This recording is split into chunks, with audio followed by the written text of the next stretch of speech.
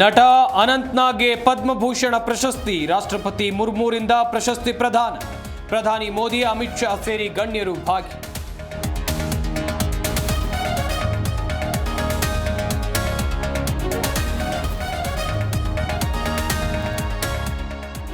ಯತ್ನಾಳ್ ಬಳಿಕ ಶಿವರಾಮ್ ಎಸ್ಟಿಎಸ್ ಉಚ್ಚಾಟನೆ.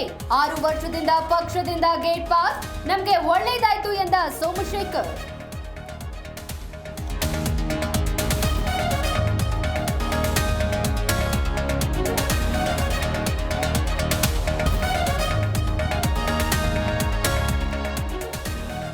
ಮಳೆಯ ಅವಾಂತರಕ್ಕೆ ಇಬ್ಬರು ಮಕ್ಕಳು ಬಳಿ. ಹಳ್ಳದಲ್ಲಿ ಎತ್ತಿನ ಗಾಡಿ ಮಗುಚಿ ಮಕ್ಕಳ ಜೊತೆಗೆ ಎತ್ತೂ ಸಾವು. ಬೆಳಗಾವಿ ಜಿಲ್ಲೆಯ ನಾಗನೂರು ಗ್ರಾಮದಲ್ಲಿ ಘಟನೆ.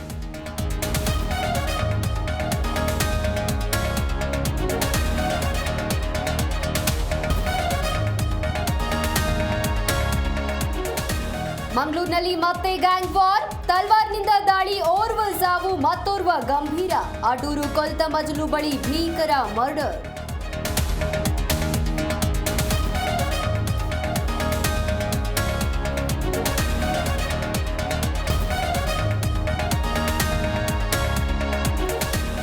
ಬೆಂಗಳೂರಿನಲ್ಲಿ ಮತ್ತೆ ಟೋಯಿಂಗ್ ಜಾರಿ. ನಮ್ಮದೇ ವೆಹಿಕಲ್, ನಮ್ಮದೇ ಸಿಬ್ಬಂದಿ. ಬೆಂಗಳೂರಿನಲ್ಲಿ ಗೃಹ ಸಚಿವ ಡಾಕ್ಟರ್ ಜಿ ಪರಮೇಶ್ವರ್ ಸ್ಪಷ್ಟ.